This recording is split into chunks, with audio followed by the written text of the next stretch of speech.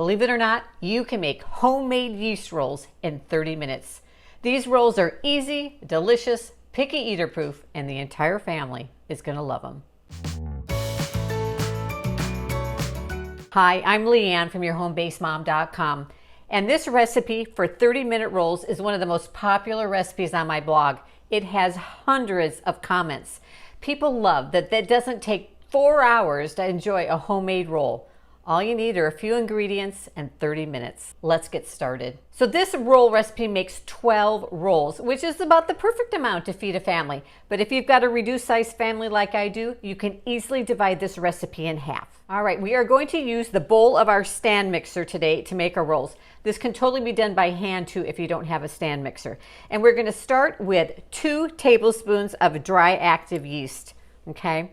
Now, initially that may seem like a lot of yeast to you, and it is, but we're going to make these rolls in 30 minutes, and this amount of yeast is what helps make the rolls rise quickly.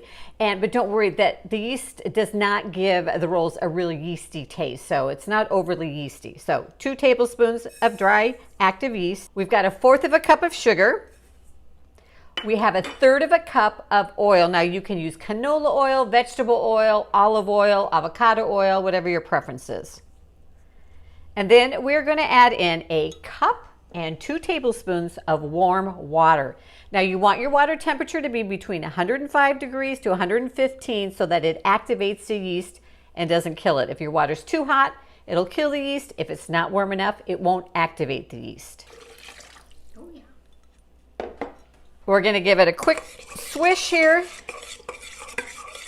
And then we're going to let it set for 15 minutes until the yeast gets all nice and bubbly.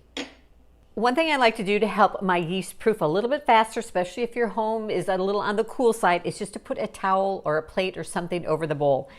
And voila, it's going to be nice and foamy and bubbly. We are ready to add in our other ingredients. We are going to add in 1 egg, 1.5 teaspoons of salt, and 3.5 cups of flour. Now today I am using all-purpose flour, but you could also use bread flour if you have that. Then we're going to put it in our stand mixer, and we are using our dough hook. We are ready just to knead it for a few minutes until it's all nice and soft and smooth.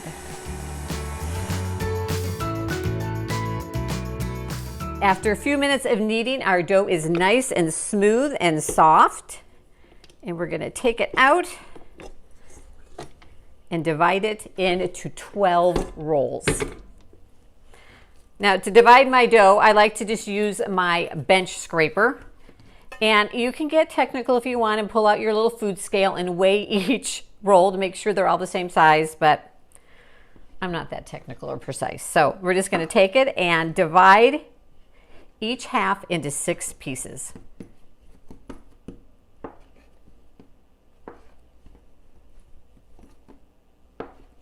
And then we're going to take our non-stick baking spray and give our pan a light spray. I am using a 9x13 pan.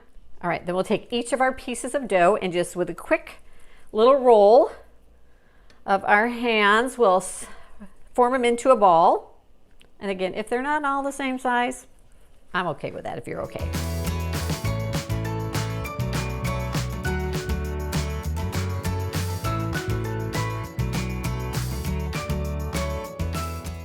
So the rolls have risen for about 10 minutes. If you want to give them 15, you've got a few extra minutes, that works too.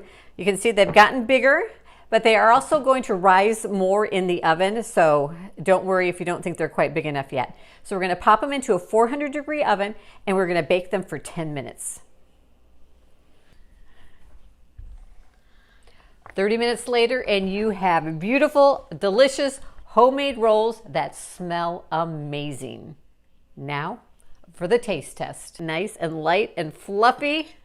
Of course, we're going to add some butter. There is no need to wait for a holiday or a special occasion to enjoy homemade rolls. All you need is 30 minutes. Thanks for joining me in the kitchen today. You can find the recipe for these 30-minute rolls in the description down below. And be sure to click over here to check out my other recipes here on YouTube. And as always, I'd love for you to subscribe to my channel by clicking down below and turn on that little notification bell so that you'll be notified every time a new recipe drops here on YouTube.